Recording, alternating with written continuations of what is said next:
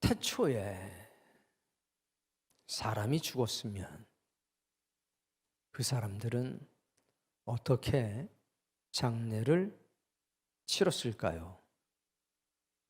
정해진 법이 있었겠습니까? 전혀 아닙니다. 아프리카의 어떤 부족들은 가족이 돌아가시게 되면 그냥 초원에 묻지도 않고 초원에 그냥 그대로 시신을 방치합니다.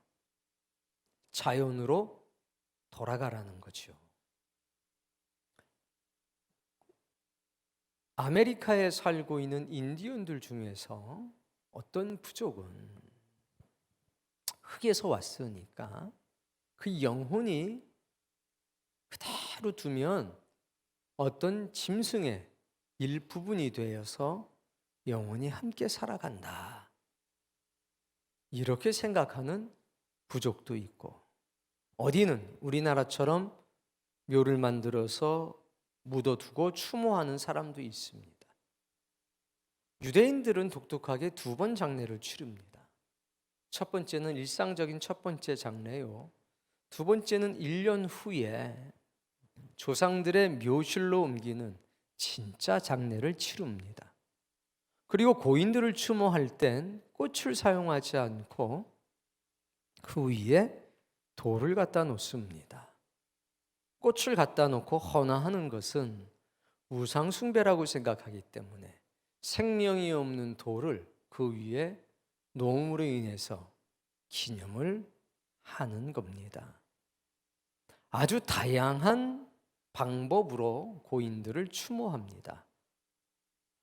만약 우리도 대한민국에서 태어나지 않고 아프리카의 어느 한 마을에서 태어났다면 그렇게 매장하지 않고 자연으로 돌아가게 하는 것을 당연한 것이라고 받아들이고 인식했을 겁니다. 결국 어떤 사상이 들어가느냐, 어떤 지식이 들어가느냐에 따라 가지고 추모하는 방법은 다 다르다는 겁니다. 그래서 익숙하지 않은 것을 보면 의아해하지만 하늘에 계신 하나님이 보신다면 다 부질없는 짓입니다. 의미 없다는 겁니다. 여러분, 지금 여러분의 머릿속에는 어떤 지식이 들어가 있습니까? 돌아가시면 염을 해야 되고 이렇게 해야 되고 저렇게 해야 되고 관을 이렇게 해가지고 이렇게 해야 돼. 그리고 49일째가 되면 이렇게 해야 되고 저렇게 해야 되고 고인이 입었던 옷은 불태워줘야 돼. 누구한테 배우셨습니까? 교과서에서 배우셨나요? 아니요. 그냥 전해 들었어요. 그걸 뭐라 그러느냐? 세상의 지식이라고 하는 겁니다. 근데 그 지식을 전수해 준 사람들을 가만히 보십시오. 사람은 죽으면 육체는 흙으로 돌아가고 영은 하늘로 돌아갑니다. 사람이 죽으면 끝이 아닙니다. 이렇게 얘기하면 맞아. 그렇게 하나요? 웃기지 말라고 하나요? 그렇죠. 사람이 죽으면 그만이지. 이런 말 참 많이 합니다. 그런데 그 복잡한 절차들은 무엇냐고 물어보면 그러는 거라고 합니다. 조상에 대한 도리라고 얘기합니다. 앞뒤가 전혀 맞지 않습니다. 오늘 예수님께서는 우리에게 올바른 사생관, 진리를 심어두십니다. 하나님은 말씀하셨습니다. 장래 후, 죽음 이후에 관해서 말할 수 있는 사람이 있으면 일로 나와봐서 나와 변론하자. 없다는 겁니다. 누구도 죽음 너머에서 다시 살아온 사람이 없기 때문에 죽음 이후의 것을 알려준 사람이 없습니다. 근데 하나님은 말씀하시기를 네가 너의 어머니 복중에 생성되기 전부터 내가 너를 알았나니 라고 말씀하십니다. 그리고 네가 죽은 후에도 어디로 가며 어떻게 살아갈지 나는 알고 있나니 나는 네가 있기 전부터 존재했고 네가 죽은 후에도 여전히 너를 통치하는 하나님이라. 그 하나님이 우리에게 올바른 사생관, 죽음과 삶의 가치를 알려주십니다. 이 세상이 전해주는 지식이 아니라 하나님의 지식으로 여러분이 죽음과 생명을 판단할 수 있게 되기를 바랍니다. 여러분이 알고 있는 것에 하나님의 것을 짬뽕하지 마시고 섞지 마시고 옛 것을 부어버리고 온전한 하나님의 지식을 채우길 원합니다. 자, 마르다의 오빠가 죽었습니다. 주님이 문상을 오셨습니다. 그랬더니 마르다가 21절에 이렇게 얘기합니다. 예수님이 계셨더라면 우리 오빠가 죽지 아니했을 텐데, 예수님이 기도했더라면 내 오빠가 죽지 않았을 텐데 라고 얘기를 합니다. 22절, 그러나 나는 이제라도 주께서 무엇이든지 하나님께 구하는 것을 하나님께서 다 이루어 주실 줄 압니다 라고 고백을 했습니다. 어떻게 보면 죽은 자를 위한 기도를 부탁하는 것인지도 모르겠습니다. 주님이 계셨더라면 우리 오라비가 죽지 않았을 텐데, 그러나 지금도 예수님께서 무엇을 구하든지 아버지 하나님께서 다 들어주실 줄로 나는 알고 있습니다. 그랬더니 예수님이 뭐라고 말씀하시냐면 네 오라비가 다시 살리라 라고 말씀을 하셨습니다. 24절에 보면 마르다가 말하기를 마지막 부활 때에는 다시 살아날 줄을 내가 압니다 라고 말합니다. 정답이죠. 근데 예수님께서는 오늘 우리에게 올바른 사생관을 보여주십니다. 자, 25절 예수님의 말씀, 나는 부활이요 생명이니 나를 믿는 자는, 살아서 나를 믿는 자는 이것을 네가 믿느냐? 라고 물어보십니다. 마르다가 대답한 것은 정답입니다. 그런데 예수님은 보여주고 싶었습니다. 내가 있었어도, 내가 너희들과 영원히 함께하고 있어도 한 번의 죽음은 피할 수가 없다. 그런데 그 죽음은 진짜가 아니다. 육신과 몸이 잠깐 이별하는 것에 불과하지. 진짜 죽음이라고 하는 것은 지옥불에 던져지는 거야. 이 이야기를 해주고 싶었습니다. 근데 자꾸 사람들은 눈앞에서 벌어지는 육체와 영의 이별인 육체의 죽음에만 매달려 살고 있었던 겁니다. 당장 그 죽음이 나를 피해 간다고 안 죽는 사람은 없습니다. 언젠가는 죽게 돼 있는 거지요. 예수님은 그 얘기를 하는 겁니다. 잘 봐. 육체적인 죽음은 언제든지 다시 살릴 수 있는 권한이 나한테 있어. 그런데 기억을 해야 돼. 죄의 문제가 해결이 되지 않으면 어차피 다시 죽어. 잠깐 살다가 그 촛불이 꺼지는 거야. 생명의 의미가 어디에 있는 줄 아니? 영원한 생명을 얻기 위한 과정에 있는 거지. 너의 삶은 죽음을 준비하는 게 아니라 생명을 준비하는 삶이 돼야 돼. 그걸 보여주셨습니다. 나는 부활이요 생명이니 나를 믿는 자는 첫 번째 죽음을 당해도 다시 살아나서 영원한 생명을 얻게 될 것이요, 마지막 날까지 살아있는 상태에서 나를 다시 만나게 된다면 그는 영원히 죽음을 맛보지, 즉 첫 번째 죽음을 맛보지 않고 영생으로 들어갈 것이라. 이것을 네가 믿느냐라고 물어보신 겁니다. 이 믿음이 내 안에 온전하고 확실하게 들어오게 되면 두려움이 사라집니다. 어떤 두려움이냐? 망설이는 두려움. 내 남편이 있고 내 아내가 있습니다. 내 가족 중에 누군가가 예수 그리스도를 믿지 않습니다. 그런데 참습니다. 뭐라고 그러면서 참느냐? 가정의 불화를 일으키지 않으려고 꾹 참고 산다는 겁니다. 아니죠. 그건 사생관이 분명하지 않기 때문에 그렇습니다. 진짜 두려워해야 될 것은 이 땅을 살아가면서 몇 번의 싸움과 다툼이 있는 게 아닙니다.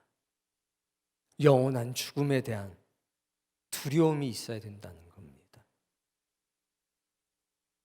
그게 없으면 그냥 지금 당장의 불편한 것을 피하고 사는 겁니다. 그런데 올바른 사생관이 들어가게 되면 당장의 불편한 것을 그냥 넘기질 않습니다. 본질적인 거. 영원한 죽음의 고통. 첫 번째 죽음이 아니라 둘째 사망, 즉 영원한 죽음. 그것으로부터 내 가족을 건지기 위해 지금의 불편함에 도전장을 내밀기 시작한다는 겁니다. 추모자들 중에서 예수님을 영접하지 못하고 돌아가신 분들이 있습니다. 여러분, 지나간 것은 어떻게 바꿀 수가 없습니다만 지금 살아있는 것은 다르지 않느냐 이겁니다. 첫 번째 죽음, 육체의 죽음이 잠깐의 일에 불과하다는 것을 내가 확실하게 알고 있다면 첫 번째 죽음 앞에서 슬퍼하거나 두려워할 이유는 전혀 없습니다. 뭘 보고 사느냐? 두 번째 죽음을 보고 사는 겁니다. 영원한 죽음. 우린 알고 있습니다. 산자와 죽은 자를 하나님이 다시 다 불러내서 최후의 심판대 안에 서게 하신다는 것을. 그래서 어떤 사람은 영원한 죽음으로 들어가고 누구는 영원한 생명으로 들어간다는 것을. 영원한 죽음과 영원한 생명의 차이는 단 하나. 영원한 죽음은 죽지 않고 영원한 고통을 당하는 것이고 영원한 생명은 죽지 않고 영원한 기쁨과 즐거움을 누리게 된다는 것. 그것이 영생과 영벌의 차이 아닙니까? 우린 그것을 바라보고 살아가는 겁니다. 떠나버린 사람들, 지나간 과거는 어떻게 할 수 없지만 우리는 죽음을 통해서 생명을 보는 겁니다. 지나간 일을 통해서 미래를 바라보는 겁니다. 어떤 것이 참되고 어떤 것이 가치 있었나. 사람이 죽고 나면 말입니다. 미운 사람이 없습니다. 죽음이 미움을 싹 다 가져갑니다. 뭘 남겨두느냐? 아쉬움을 남겨둡니다. 그때 깨달아야 합니다. 죽음이라고 하는 것이 모든 다툼과 분쟁과 시기 가져가는구나. 그리고 그리움과 아쉬움만을 남겨두는구나. 산 사람들을 봐야 합니다. 예수 그리스도의 마음으로 바라봐야 합니다. 살아있는 사람과 갈등이 있지 죽은 사람과 갈등이 있는 사람은 아무도 없습니다. 이 사람하고도 첫 번째 죽음 앞에서도 모든 아픔과 고통과 안 좋은 것들은 없어져 버리는구나. 그런데 최후의 심판 때에 다스시게 되면 그때는 너와 나의 관계가 아니라 하나님과 우리 각자의 관계인데 생각하게 됩니다. 그때 얼마나 나를 원망하고 저주할까. 우리가 육신의 양식을 하루 이틀만 안 먹어도 난리가 납니다. 아프면 어떡하려고 이걸 안 먹냐. 이건 뭐 이러고 저건 저러고. 최후의 심판대 앞에 서면 모든 영혼들이 다 압니다. 원망하죠. 크게 원망합니다. 사무치게 원망합니다. 뭐라고? 아무개야, 왜 나에게 생명의 떡을 주지 않았냐? 내가 그것을 거부했다고 그래서 왜 네가 나를 피하고 평생을 살았냐? 내가 이렇게 영원한 고통과 죽음 속으로 들어가는데 난 네가 원망스럽다. 그러고 들어갈 겁니다. 그냥 들어가는 사람은 하나도 없습니다. 전부 다 누군가를 원망하면서 들어갑니다. 그거 다 보게 될 겁니다. 우리는 말입니다,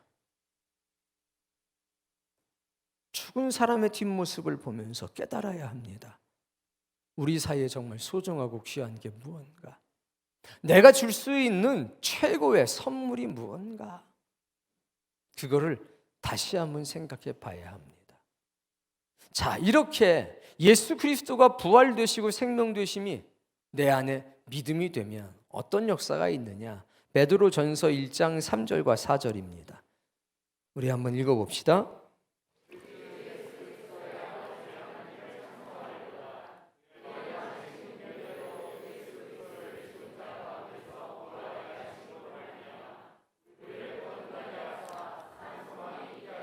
내가 하나님을 찬송한다는 말입니다. 왜? 예수님께서 죽은 자 가운데서 다시 살아나신 것을 제가 보았습니다. 첫 번째 죽음은 하나님이 원하시는 때에 언제든 그치게 할 수 있다는 것을 내가 믿게 되었습니다. 예수님이 부활하신 것을 보고 나도 물과 성령으로 거듭나게 됐습니다. 이제 나에게는 산 소망이 생겼습니다. 산 소망의 핵심이 뭐냐? 죽어도 다시 살겠고 살아서 주를 만나는 자는 영원히 죽지 아니하리니 이것을 네가 믿느냐? 이 말씀이 이루어질 소망을 갖게 되었다는 겁니다. 그게 3절 말씀입니다. 예수님이 죽음을 밟고 일어서신 것을 보고 내가 산 소망을 갖게 되었습니다. 첫 번째 죽음을 두려워하지 않고 두 번째 죽음을 두려워하는 사람이 됐습니다. 첫 번째 생명을 버려서 두 번째 영원한 생명에 대한 소망과 확신이 분명한 사람이 되었습니다. 인생의 목적은 그거 하나밖에 없는 겁니다. 나머지 모든 것은 그것을 얻기 위한 과정에 불과한 거죠. 좋은 대학 들어가고 못 들어가고 살아가면서 조금 편리하거나 불편한 겁니다. 연봉이 2천만 원이냐 1억이냐 이거는 이 세상에서 조금 더 편안하거나 불편한 것에 불과합니다.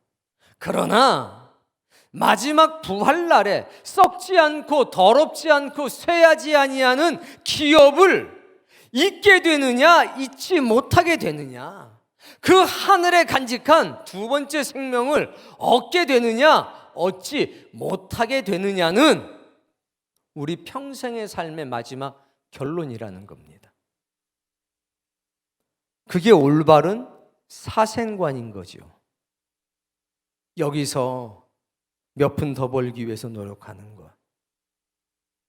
그런데 마지막 부활의 역사와 마지막 최후의 심판 때의 역사를 내가 온전한 지식으로 온전한 믿음이 돼서 있으면 이 땅의 것에 매이지는 않을 겁니다. 이 땅의 것을 통해서 하늘의 것을 누리고 살아갈 겁니다. 삶의 목적이 분명해지면 모든 것이 변화되고 바뀌기 시작하는 겁니다. 이삭이 번제 물이 돼서 모리아 산으로 올라갑니다. 나무를 치고 횃불을 들고, 아버지, 타육이 준비가 됐는데 재물이 없는데 내가 하나님께 드려지는 재물이 되는 것 맞지요? 그래, 하나님이 준비하셨다. 죽음을 향해 나가는 게 아니라 첫 번째 생명을 버리고 하늘에 있는 생명을 얻기 위한 위대한 여정 아닙니까? 우리의 삶이 그런 거 아닙니까? 첫 번째 생명을 버리고 두 번째 생명을 얻는 것. 지금 내 남편이나 내 아내, 내 자녀들, 나의 부모님들, 첫 번째 생명은 언젠가 죽습니다. 언젠가 죽을 생명을 버려서 두 번째 생명을 얻을 수 있다면 그게 복 아닙니까? 우리는 그 삶을 살아가는 겁니다. 내 첫 번째 인생과 생명을 썩지 않고 쇠하지 않고 더럽지 아니하는 유업을 위해 사용한다면 이것만큼 행복하고 이것만큼 확실하고 이것만큼 분명한 게 무엇이 있겠습니까? 어지간한 것은 문제가 안 됩니다. 땅의 것 때문에 분노하지를 않습니다. 하늘의 것 때문에 분노하는 경우는 있겠죠. 거기에 평화가 역사되고 거기에 참 생명이 역사되고 이 세상 누구도 어찌할 수 없는 거룩하고 끈끈한 것이 나타나지 않겠습니까? 아브라함과 이삭의 관계를 보십시오. 얼마나 아름답습니까? 그들은 첫 번째 생명을 함께 버린 사람들이었기 때문에 땅의 것들이 그들에게 상처를 줄 수가 없었다는 겁니다. 난 우리 교우들이 그런 사람 되시길 원합니다. 믿음 생활하는 것은요, 전투적인 삶이에요. 좋은 게 아니라는 거죠. 일단 하나는 분명해야 됩니다. 너와 내가 지금 모리아 산을 함께 올라가고 있다는 겁니다. 우리의 첫 번째 삶, 그것은 하나님께 바쳐지는 희생 제물의 삶이라는 겁니다. 예수께서 골고다 언덕에 올라가서 희생 제물이 되셨다. 우리도 마찬가지입니다. 우리의 첫 번째 삶, 첫 번째 인생은 하나님께 바쳐지는 희생 제물로서의 삶입니다. 내 삶을 하나님이 받아주시면 하늘 위에 감추어 두었던 영원한 생명이 내게 오는 것이요, 내 삶을 하나님이 받아주지 않으신다면 나는 허무한 곳으로 돌아갈 수밖에 없다는 겁니다. 이게 올바른 사생관입니다. 죽음, 첫 번째 죽음, 그건 통과 의례에 불과하구나. 내 삶이라고 하는 것, 나의 생명이라고 하는 건 첫 번째 생명을 버리고 두 번째 생명을 얻는 치열한 영적 전쟁의 과정이로구나. 여러분, 선한 싸움 싸우는 것을 주저하시면 안 됩니다. 우리의 가정에서 지금 나와 함께 이 세상을 살아가는 사람들이 단순히 흙으로 돌아가는 사람들, 거기에 다시 한번 이름이 적혀서는 안 되겠다는 겁니다. 그래서 이 추모 예배를 통해 올바른 사생관을 얻기를 바라고, 여러분의 삶이 누가 봐도 비교가 되는 삶, 세상과는 확실하고 분명하게 구별되는 삶, 그 선명한 삶이 되기를 바랍니다. 그게 십자가 지고 사는 삶 아닙니까?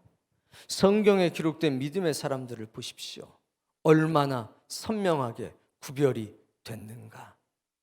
야곱도 희미한 삶을 살았습니다만 고난을 통해서, 시련을 통해서,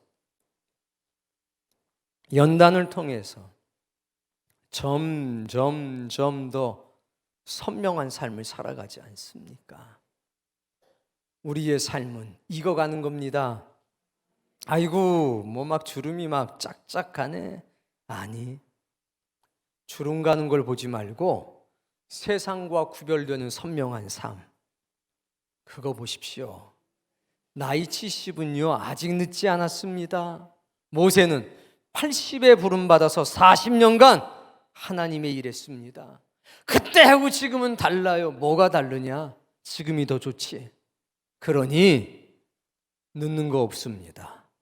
마지막 남은 인생의 여정을 생명과 부활 되신 예수 그리스도 앞에 내 삶은 두 번째 생명을 얻는 치열한 영적 전쟁임을 선포하시고, 누군가가 나를 기억해 줄 때 우리 아버지는, 우리 어머니는 자식을 위해 살았어, 이런 얘기 지워버리십시오.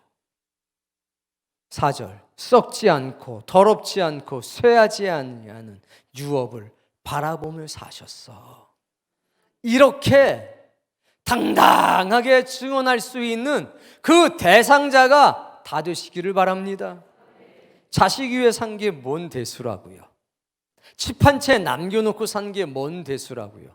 아무것도 남기지 않아도 좋으니 사랑하는 성도님들, 썩지 않고 더럽지 않고 쇠하지 않는 기업을 얻은 그런 사람으로 기억되시길 바랍니다.